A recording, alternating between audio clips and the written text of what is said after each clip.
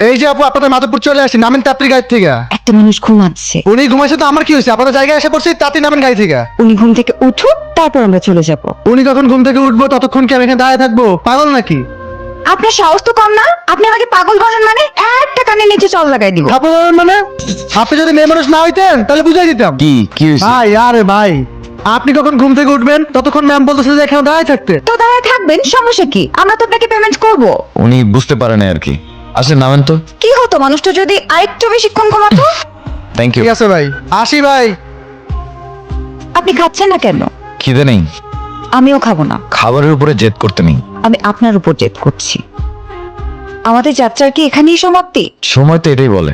আপনি চান না আমাদের আর কখনো দেখা হোক? না, কেন? আপনার বকবকানি শুনতে শুনতে আমার অসহ্য লাগতেছে। একদিন দেখবেন উপরওয়ালা আমার মতোই কাউকে একটা আপনার কপালে চুটিয়ে দিয়েছে, সেই দিন বুঝবেন। এত ভালো কপাল কি আমার আছে? আমার এখন যেতে হবে। আমার ব্যবহারে যদি আপনি কোনো কষ্ট পেয়ে থাকেন তাহলে প্লিজ আমাকে মাফ করে দেবেন। আসি। ভালো থাকবেন। আপনিও। এখানে মির্জা বাড়িটা কোন দিকে? মির্জাবাড়ি যাবেন, উড়েন। এই মির্জাবাড়ি হইতেছে এলাকার সবচেয়ে প্রভাবশালী পরিবার, আর এই পরিবারের সবচেয়ে খাস লোক হচ্ছে আমি। আচ্ছা ভাই, আপনি যে মির্জাবাড়ি যাবেন, মির্জা আপনার কি হয়? সোনিয়া মির্জা আমার মা। নামেন নামেন। কি হয়েছে?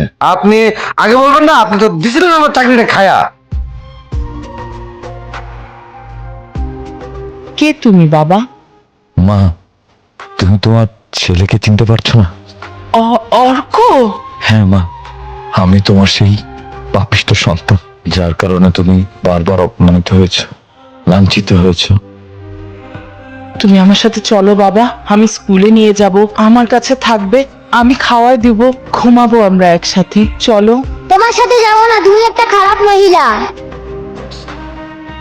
এত বছর পর আসলে। মা, তোমার এই হতভাগা ছেলে তোমার পায়ের নিচে ঠাঁই পাওয়ার জন্য ছুটে চলে আসছে। তুমি আমাকে ফিরিয়ে দিও না মা, ফিরিয়ে দিও না। আমার ছেলেটাকে দেখি। আমাকে তুমি মাফ করে দাও মা। অবশেষে তুই এসেই গেলি। যে ভয়টা করেছিলাম আজ সেটা সত্যি হলো। কি বলছো তুমি? ও তোমার ভাই? সৎ ভাই, ও সেই সৎ ভাই যার জন্য তুমি ভুলে গেছো তোমার আর একটা সন্তান আছে যার নাম রায়ন মির্জা।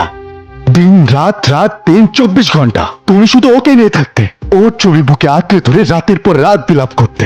এই সেই সৎ ভাই যে এতদিন দূরে থেকেও তোমার কাছে ছিল, আর আমি তোমার কাছে থেকেও হাজার হাজার মাইল দূরে ছিলাম। মা কেন আসছিস সেখানে?